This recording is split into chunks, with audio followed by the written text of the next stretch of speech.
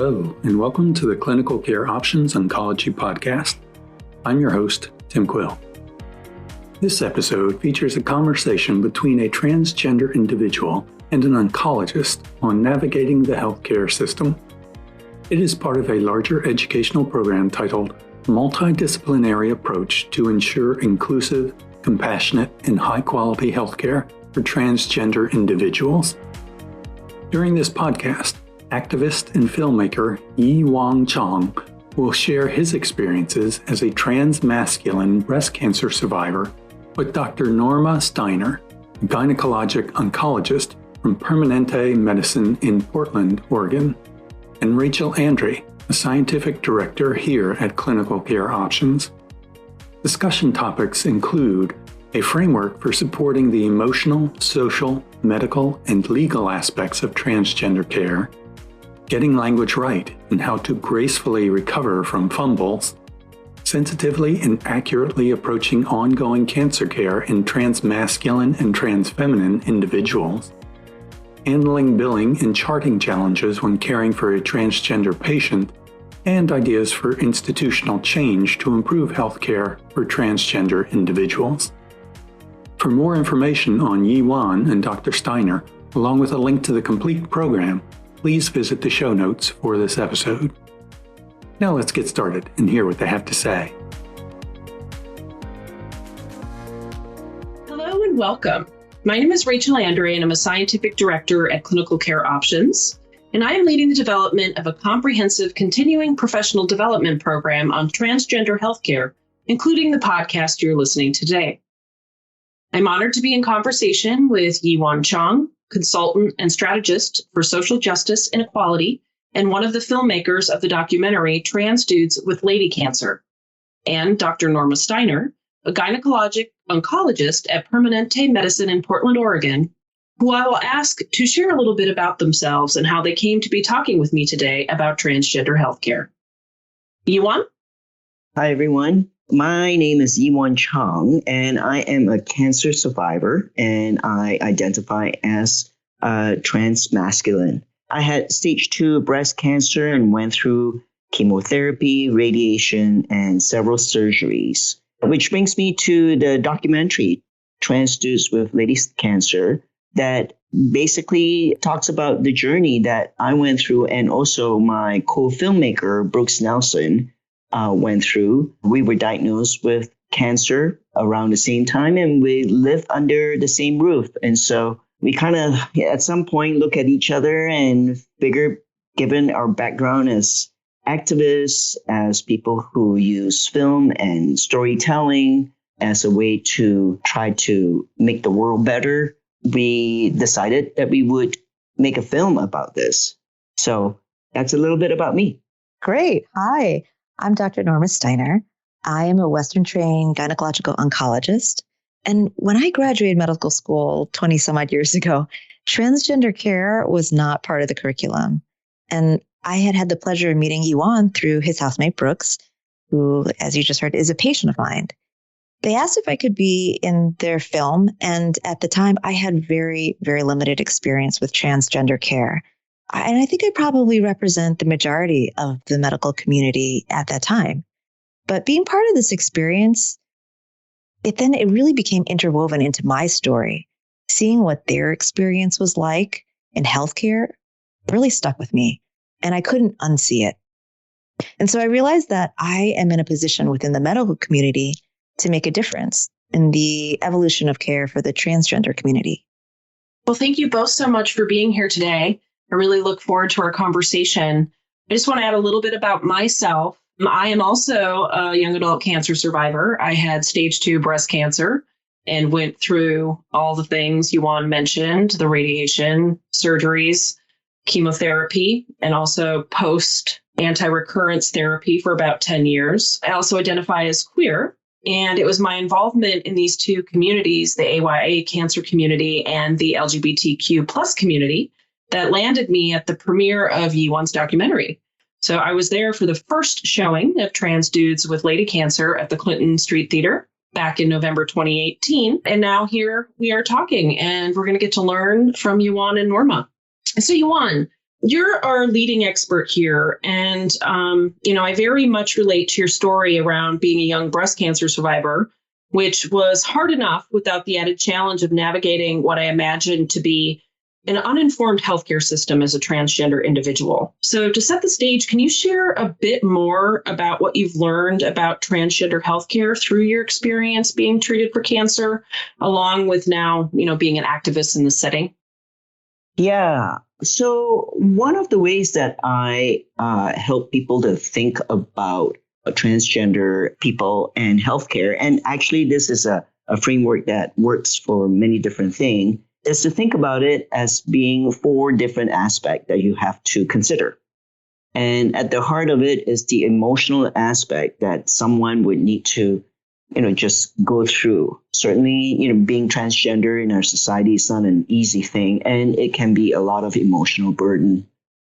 Then the other aspects are social, medical, and legal, and I'll go through what I mean by them individually. And so what I mean by social, the social aspect for transgender healthcare practitioners to think about is the part where you're relating to someone very socially. And this is the part where you start to get to know someone, you build trust, you might build some intimacy.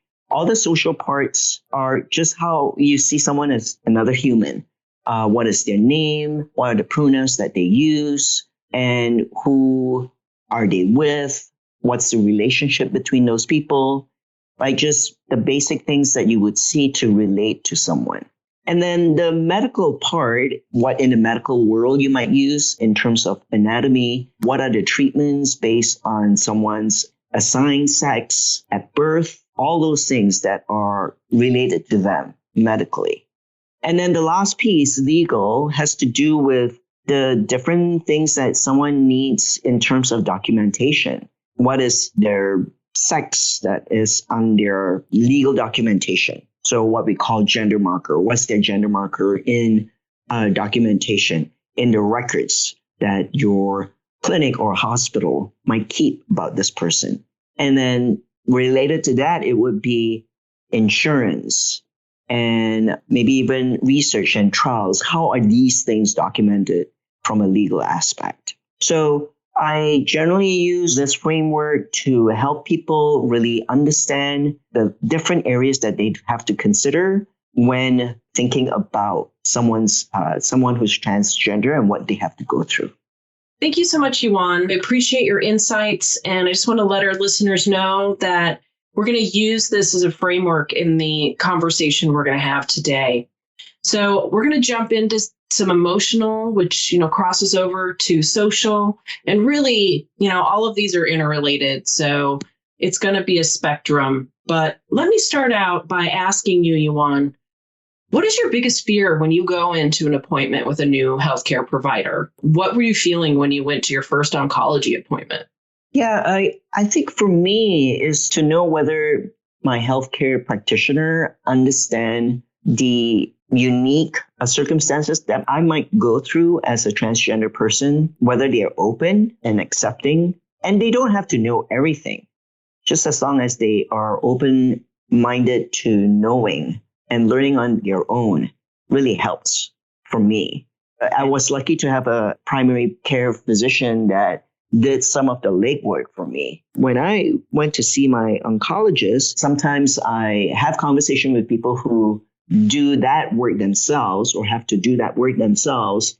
And often the answer that they might get is that, calling a clinic and asking, have you ever seen someone who's transgender? Sometimes the answer that they get is that we are welcoming of everyone and, we treat everyone the same.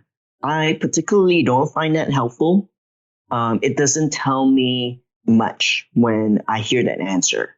And I would appreciate more about being more specific and even saying that, hey, maybe, we have never seen someone transgender before, but we are learning and we might stumble, but we are open to learning more.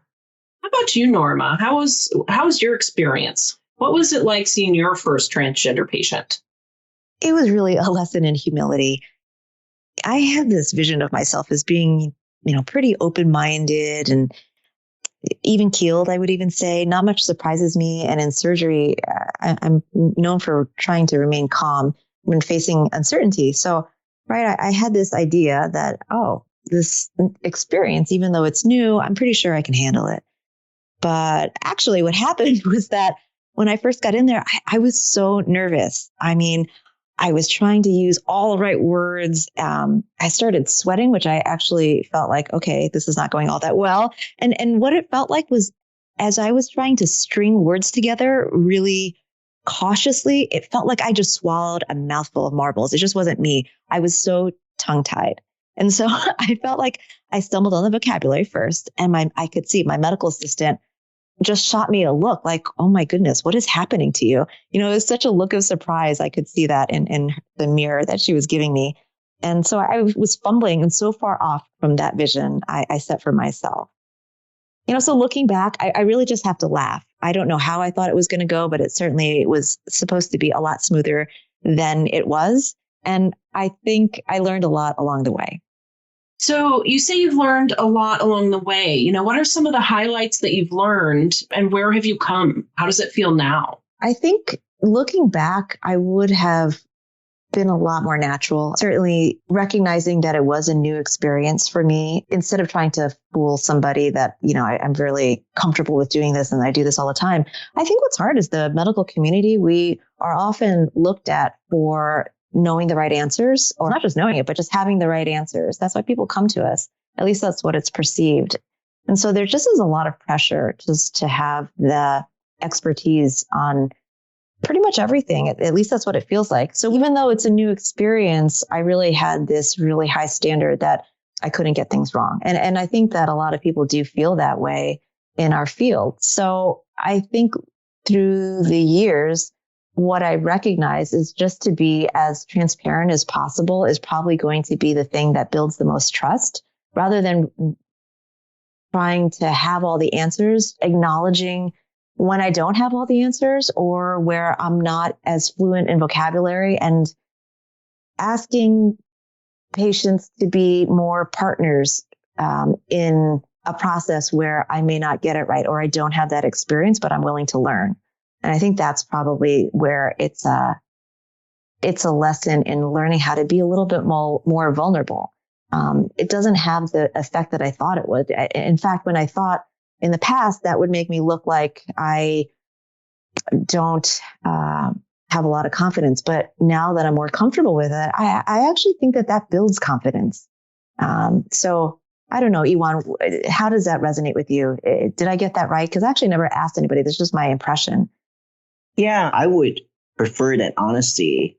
And also because there are a lot of nuances in our vocabulary, and also a lot of changes. In the past, we may, ask someone about their preferred pronoun. And now it's just, what is your pronoun? Wait, say that again. Am I already irrelevant? I mean, I already studied that for so long just to say that right, just to get that right. And now it's already 6 months past. Yeah. And also now you might actually hear people say gender pronoun, which I actually try to get people not to say. And one of the reasons is that this is an English language communication issue. We're really talking about what is someone's third person pronoun.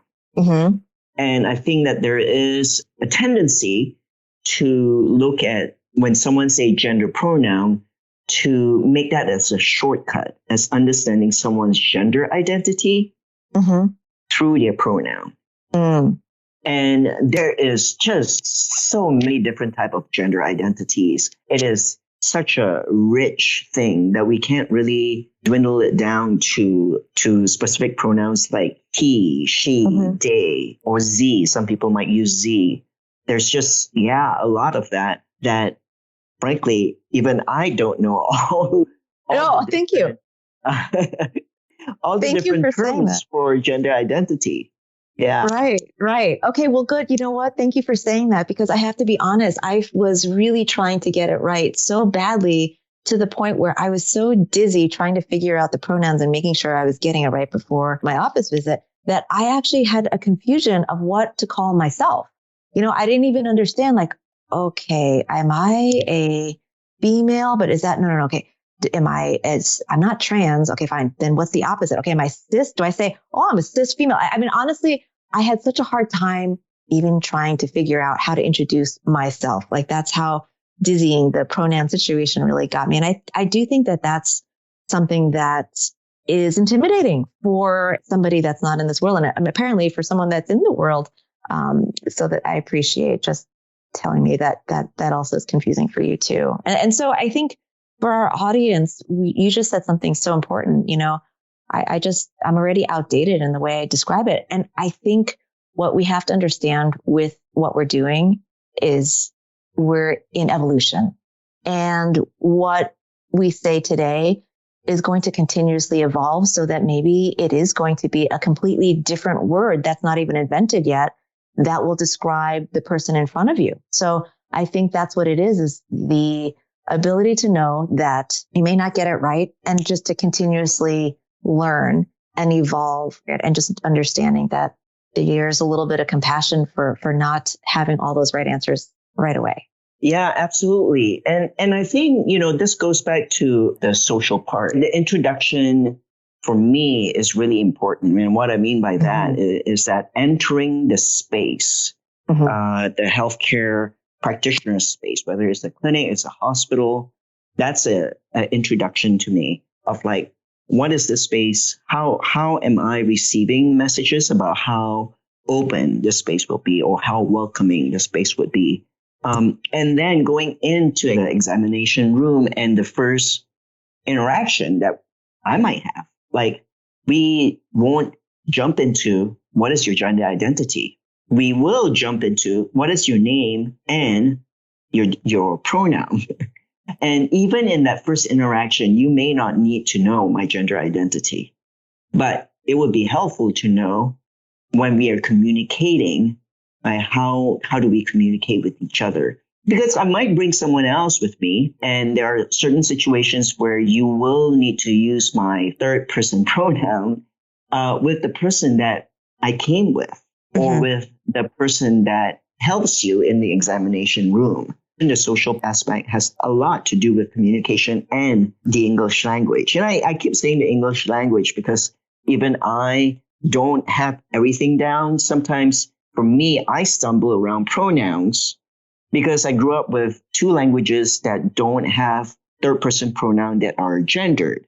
So there's a third person pronoun that's dia is in Bahasa Malaysia. I'm also ethnically Chinese, and ta is the third person pronoun that is not gender specific. Sometimes speaking in English, I can also get very mixed up because of my background. So aside from the language evolving, there might be cultural differences. And also, like, what do you need to know when you first meet someone? All you need to know is how to address them in a way that's respectful. So is it their name in their legal document, like a driver's license, or is it a name that they use for themselves? Right? You don't want to be using someone's, what we call dead naming someone in that situation. Those are like really quick indications for me that this might not be a welcoming environment if they're not paying attention to those things. Juan, for our listeners, can you please define dead name? Dead naming is when someone transition and they have a name now that they use for themselves, but their legal documents may not reflect the name that they use now. Changing those documents are not easy at all. And there's so many different documents that you have to change. And sometimes they are cost prohibitive. So in terms of the social aspect, it's really important to respect the name that someone is using for themselves now and not something that is in their legal document. Right. Thank you for that. For our audience, how would you recommend recovering after somebody does fumble with language?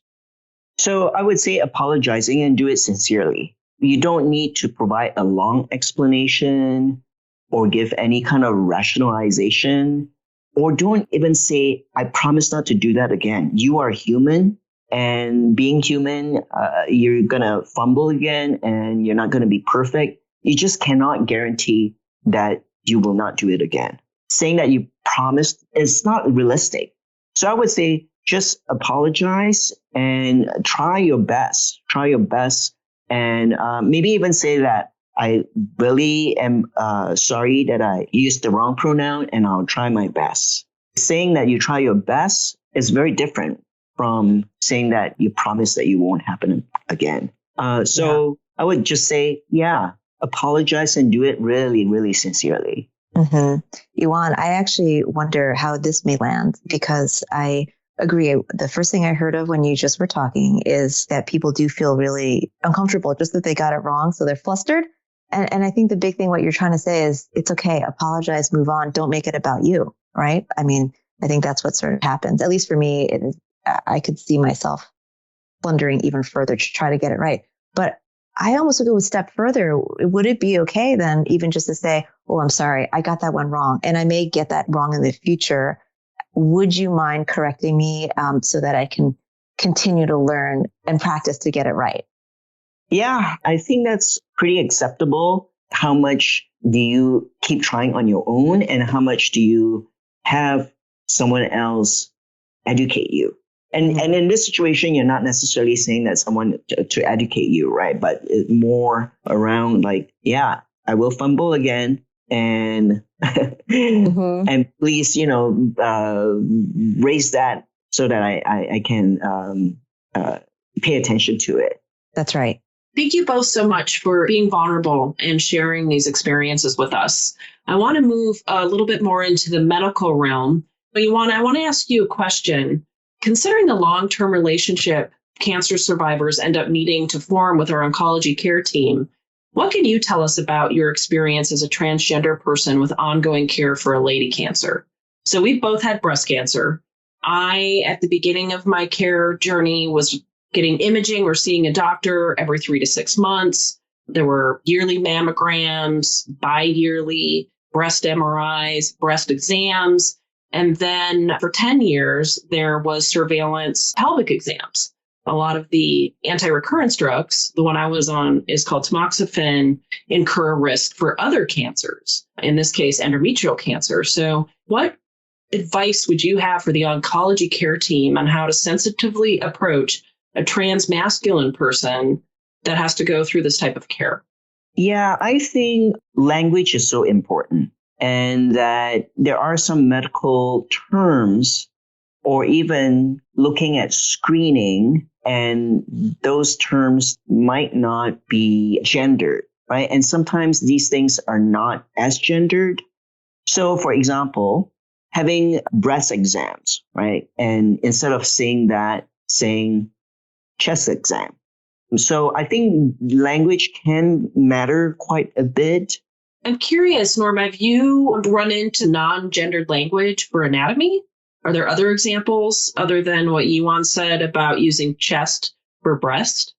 Yes. Thank you, Yee Won. That is so helpful because, again, I'm learning. I'm learning even through the podcast today to de-genderize anatomy. In other words, I think when we talk about body parts that people no longer identify with, it just doesn't really feel right. So let's just say I'm a gynecological oncologist, and part of my job, what Rachel was just talking about, is I'm the person that has to do these pelvic exams. And one of the things that I'm learning is how to de-genderize anatomy. In other words, so that I'm not saying the words vagina or vulva or something like that. So instead, using the words, oh, okay, I'm going to use a speculum to look inside the canal or the tube. If I said that, Yee Won, how does that land with you? That is, to me, exactly what we're aiming for, de-genderize the language. Yeah. And I think for the audience, there's no accepted way of being able to say that. We're making it up as we go along, as long as the patient knows what we're talking about, so that it's clear what we're going to do. I think the other thing, too, is really taking the time to pause before the exam and explaining beforehand the process. So there's just no surprises. I think we just have to do this with every patient, but even more so in this situation where, again, people are not identifying with the body parts that have to be examined. So that's my take, is just knowing that some way of communicating in a degenderized way is probably the goal that you'll want to have in your head.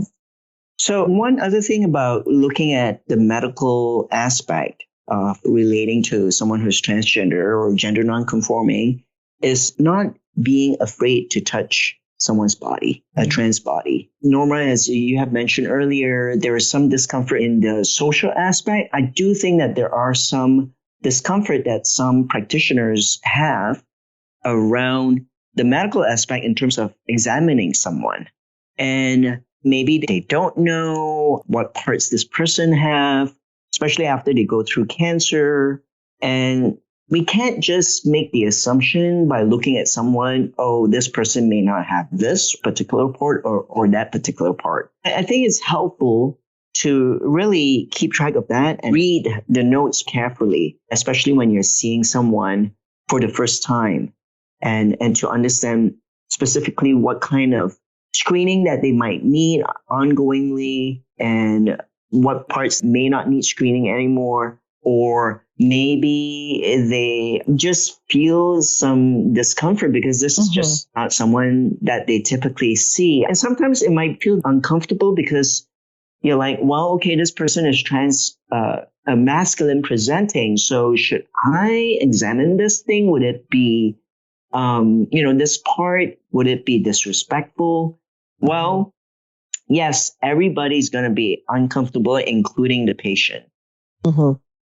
But if you don't, we could be talking about someone's life. It might be a life and death issue if you don't examine that person's body. I think it is really important. And one of our goals for the film is for trans people to advocate for themselves. And if they have the part, get it examined, right? And so I think it is the same thing too. If for a physician to know, they just have to get over that discomfort. Right. And so I think what you're saying is that we have to find a way, even though it's uncomfortable, to approach that. And maybe one of the conversations could be, when I'm hearing your story, I am thinking that it would be important to examine blank, whatever that blank body part is, right? Because one of the things that I want to make sure is that your pain is not coming from blank. Would it be okay if I do that? So I think having just that conversation about why you're wanting to examine and then asking permission is how I would approach it. So I guess I'm asking you, would that be a reasonable way to approach that?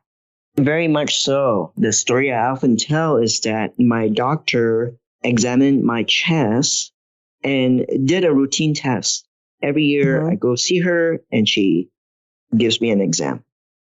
And that year I felt fine. I had no symptoms. And she found something. And it was so hard to find that when I went to see my oncologist, he actually had a hard time finding the tumor and had to ask me to help him to find it. It was already stage 2. And if she had not examined it, years could go by and I could start to show symptoms and could be in a more advanced stage. So I think it's important to tell that story of how that short exam, right? It took her, a minute or two. I often talk about how my doctor saved my life. Even at stage 2, I had went through all those treatments and here I am now. I survived, but we can't really necessarily say if it was a more advanced stage. Who knows whether I'll be here today. Well, we certainly are glad that you are. It's actually a common refrain in the AYA community that because they're young, people assume they don't have cancer and they end up at advanced stages because maybe they skipped an exam or someone didn't take something seriously. So I could just see that kind of double down if you were a transgender, non-conforming individual. Yeah. I guess what I'm hearing from both of you for the audience too is really just recognizing that even though people are not in the usual categories is just to continue having that as top of mind of performing exams when it really may be necessary. Is that what I'm hearing? Yeah. Yeah. So Yee Won, did you want to talk about the research data? I can talk a little bit about the medical part that then transitioned us to legal. Okay, that would be great. So my experience has been that a lot of times my doctors don't quite know what to tell me in terms of questions around side effects or how taking testosterone might impact me, because there's just a lack of data out there. And a big part of this is that even in the cancer registry, tracking of gender is done in a way where it's not easy for the doctors to indicate someone's assigned sex versus their gender. And so there's just a lack of research and a lack of data, because keeping track of the difference between assigned sex and gender just hasn't been something that has been collected for many years. I think that we are starting to see that a bit more, but it is kind of a new area. So Yee Won, we're in this legal aspect of transgender healthcare. I'm wondering how your experience with insurance has been. Well, I actually have a pretty fascinating story to tell about this. When I first got diagnosed and went through the services that I needed, my gender marker with the hospital was M. And so when I went to the hospital to get an MRI and all of that, the practitioners would use he pronoun with me, which was fine. But at one point, I needed a transvaginal ultrasound. And this is where things started to, in my documentation, appeared as female. So either the hospital or the insurance changed my gender marker. I wasn't informed. And I assumed that it was because I needed a transvaginal ultrasound that it got changed. So after getting that screening, I went through a surgery.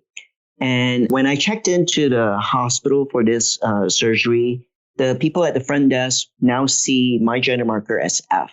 So keep referring to me as she. You know, I had two other people with me. Brooks was one of them. And then Andre was the other person, another family member. At this point, I'm checking in. I'm trying to get ready for surgery, right? I'm in no place emotionally to talk to the person at the front desk.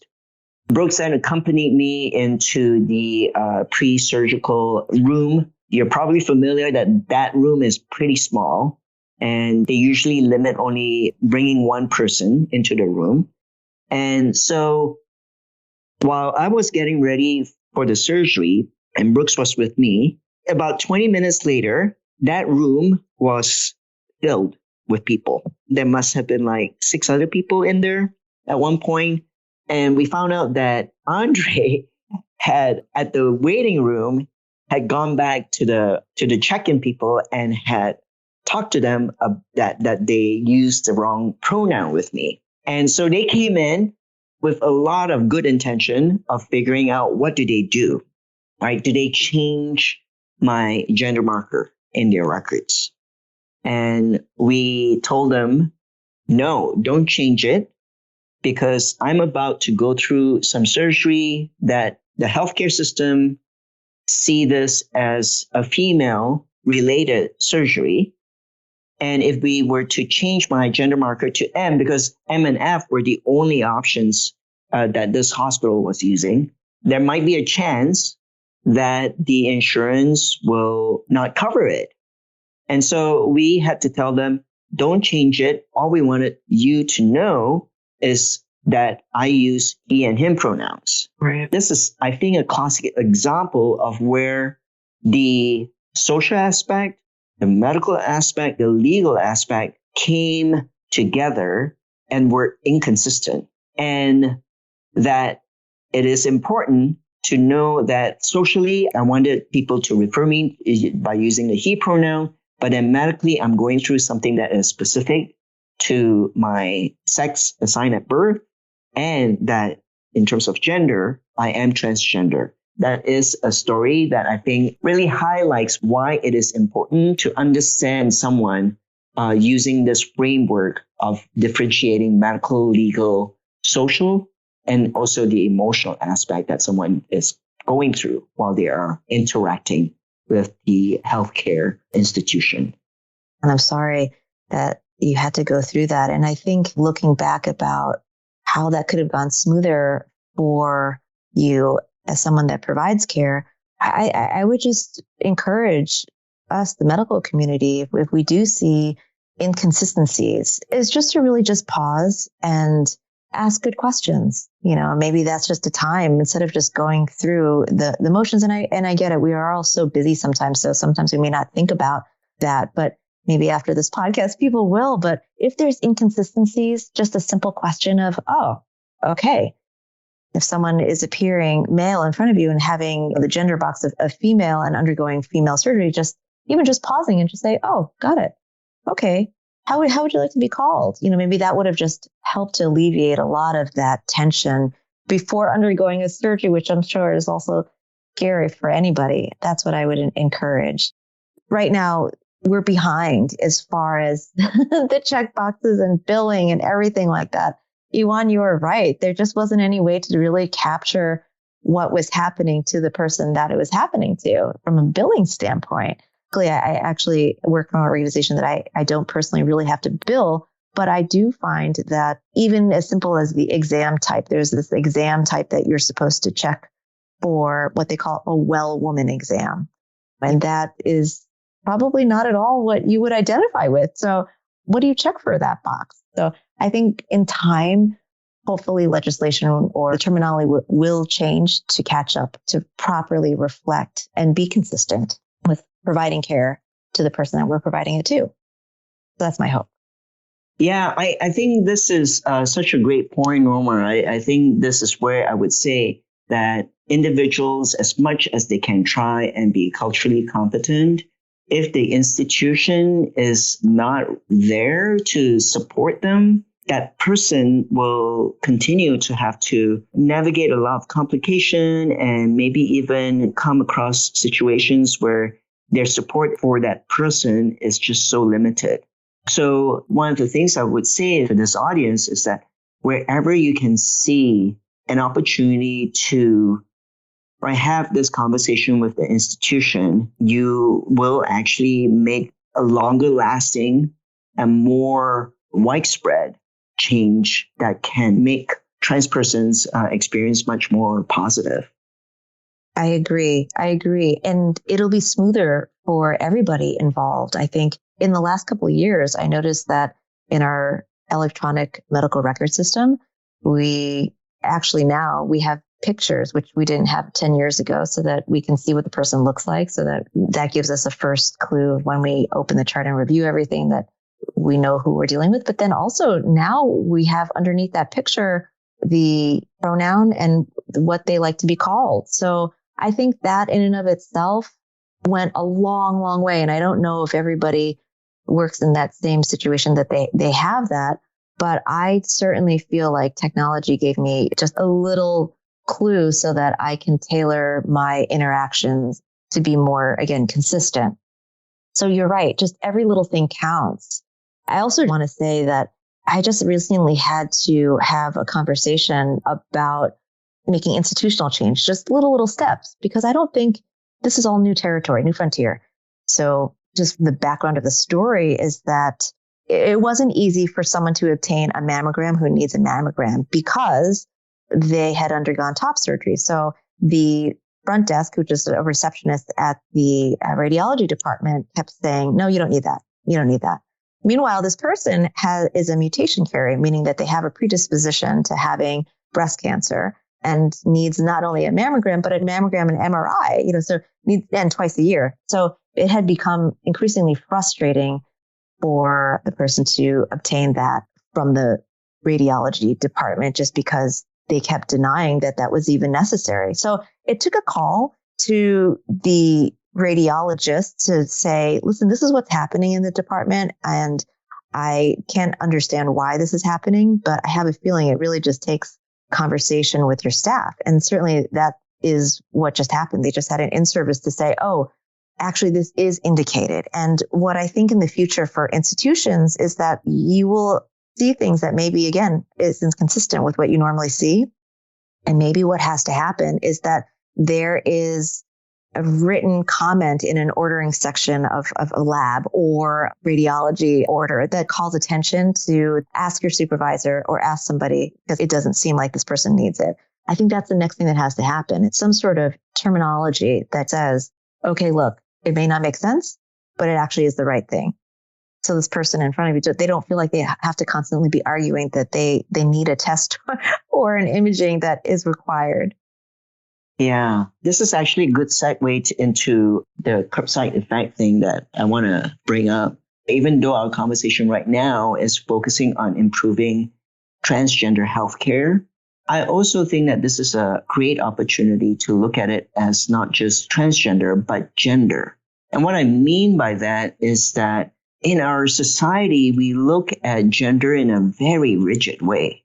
And transgender rights, or however you want to call it now, like there's much more awareness and exposure and conversation about transgender people in community. It actually is a conversation about gender, and every single person has a gender. And that the rigidity of how we look at gender is the problem here. And so I think in the healthcare sector, if we start to look at this topic, we can actually not just improve experience and health of transgender people, we can also improve how women, cisgender women experience and how everyone experiences healthcare. So an example is in one of the screenings that we've done with our film, there was a cisgender woman who shared her story that she has the mutation as well and wanted a double mastectomy,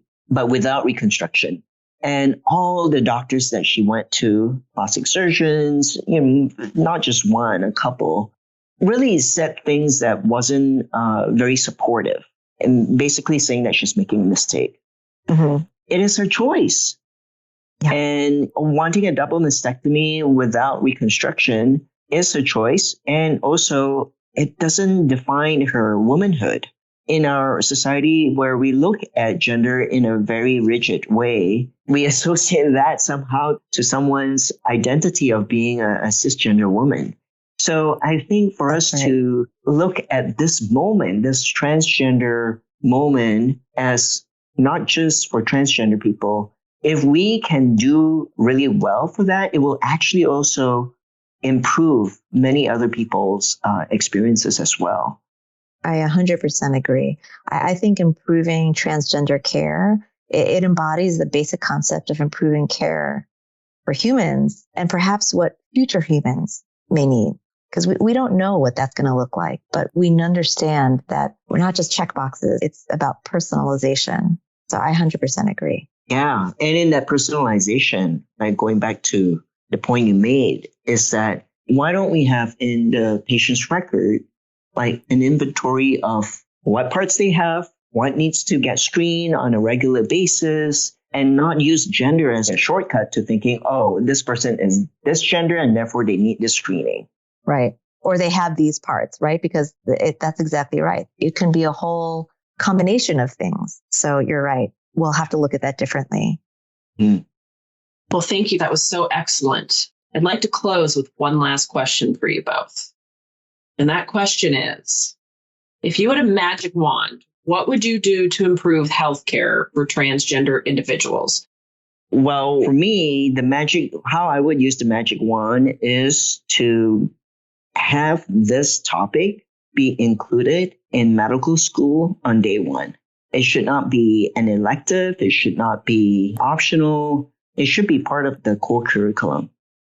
Yeah, for me, I think that we just have an opportunity to do this much better. I don't think it costs a lot at all. So in other words, I think that it is a really easy win to create a better experience for transgender people and then map it out. Map it out from the second that a person reaches the building and they encounter the check-in person. What do we want to make sure that experience is like? And then when they go to their physician, and then after that, maybe lab or imaging, all of that. I think that having a experience that suggests that we are all on the same team trying to really provide the best care possible to the person that we're providing it to, it doesn't cost a lot to really just be able to make sure that we are addressing the people that are most comfortable being addressed. So I think that's really what I wish, is that consistency is in the experience. Yeah, definitely. Because what you experience in the waiting room is going to follow you in the exam room, going to follow you to the lab. So any glitch along that chain affects the whole experience. That's right. Well, with that food for thought, I'd like to thank you both, Yee Won and Norma, for sharing your stories with us and our listeners. We very much appreciate your insights and your time. Thank you. It has been such an honor to be part of this conversation with both of you. Same here. Yeah, thank you so much for inviting me to do this. And I'll also add that if you ever have the opportunity to see Won's documentary, Trans Dudes with Lady Cancers, I highly recommend attending a screening. Thanks very much to Yee Won and Dr. Steiner for sharing their stories and for their excellent insights. And thanks to you, the listeners, for joining us. As a reminder, to view the full program, multidisciplinary approach to ensure inclusive, compassionate, and high-quality healthcare for transgender individuals from the Clinical Care Options website, please click on the link in the show notes. As always, thanks for listening.